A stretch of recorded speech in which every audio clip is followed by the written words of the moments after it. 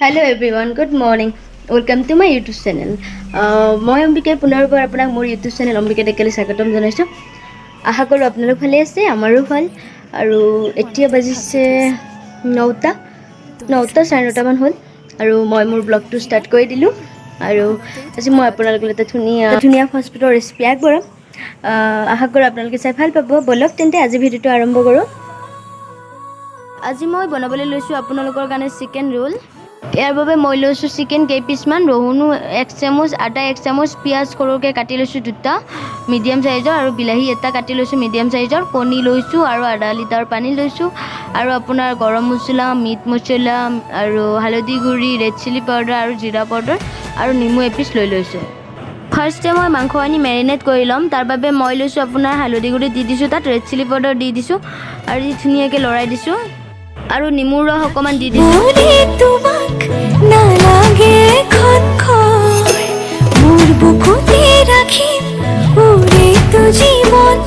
এইখিনি এনেকৈ মিহলি কৰি মই ইয়াক 10 মিনিটমানৰ কাৰণে ৰাখি দিম।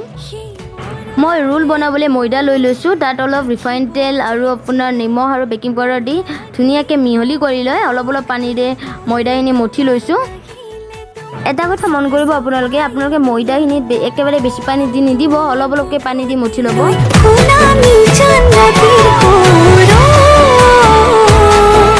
এতিয়া মই কেৰাহী এটাত তেল লৈ লৈছোঁ আৰু তাত মই 1 চামুচ বাটাৰ দি দিছোঁ, আৰু এতিয়া মই ইয়াত আপোনাৰ মেৰিনেট কৰি থোৱা মাংসখিনি দি দিম, দি ধুনীয়াকৈ ভাজি ল'ম।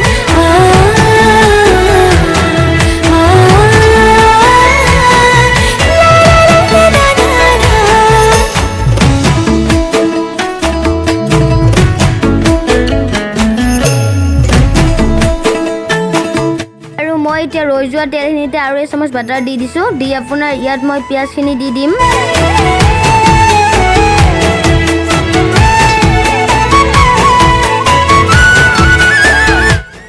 পিঁয়াজখিনিৰ পৰা তেলখিনি বিৰিঙি উঠিছে, আপোনালোকে দেখিছে। এতিয়া মই ইয়াত আদা ৰহুনখিনি দি দিম।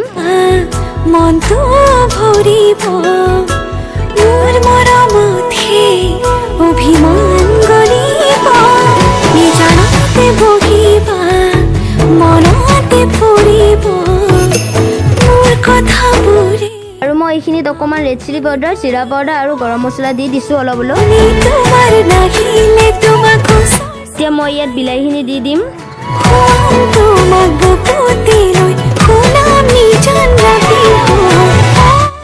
এতিয়া মই ইয়াত অলপ নিমখ দি দিছোঁ, যিহেতু মই মাংস ফ্ৰাই কৰোঁতে নিমখ দিছিলোঁ, চ' ইয়াত মই বেছি নিমখ দিয়া নাই। আৰু এতিয়া মই ইয়াত মাংসখিনি দি দিলোঁ।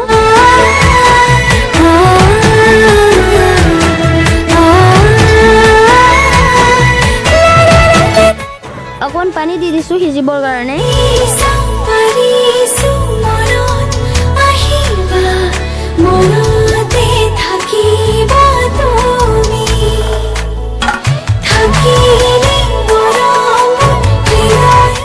এতিয়া মই ইয়াত আকৌ অকণমান বাটাৰ দি দিলোঁ, আপোনালোকে ক্ৰীমো দি দিব পাৰে, আৰু যিহেতু মোৰ ওচৰত ক্ৰীম নাছিলে, চ' মই ক্ৰীম নিদিলোঁ। আপোনালোকৰ ওচৰত যদি ক্ৰীম ওপৰত আপোনালোকে দি দিব পাৰে, কিন্তু এটা কথা মন কৰিব, ক্ৰীম দিলেও বাটাৰ দিবই লাগিব, তেতিয়া গ্ৰেভিখিনি ভাল হ'ব।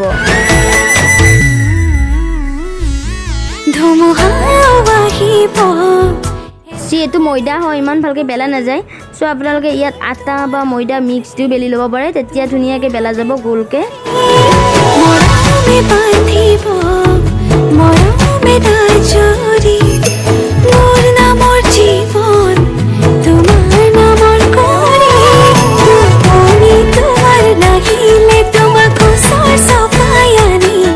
ৰুটিখন দুয়োফালে 50% হোৱাৰ পিছত মই ৰুটিখনত অকণমান তেল সানি দিছোঁ, সানি দি মই তাত এটা কণী দি দিছোঁ।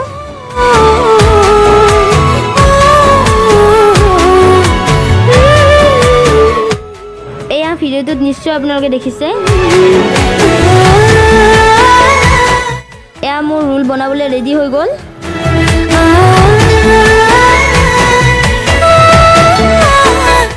প্ৰথমতে মই আপোনালোকক ধুনীয়াকৈ এখন বনাই দেখুৱাই দিছোঁ।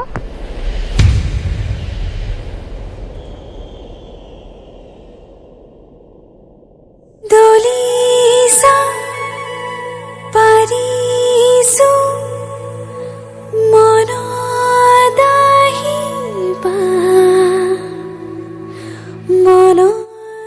এয়া মই ধনিয়াৰ পাত দি দিছোঁ।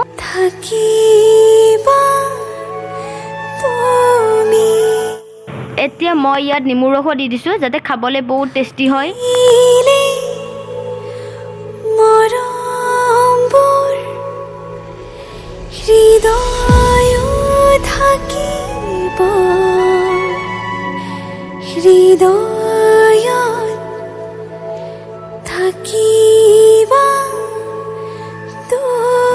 এয়া মোৰ চিকেন ৰোল খাবলৈ ৰেডি হৈ গ'ল। এটা ভেজ ৰোলো বনাইছোঁ দেই। আৰু যদি মোৰ ভিডিঅ'টো চাই ভাল পালে লাইক কমেণ্ট শ্বেয়াৰ কৰিবলৈ নাপাহৰিব আৰু মোৰ চেনেলটো ছাবস্ক্ৰাইব কৰিব। ধন্যবাদ।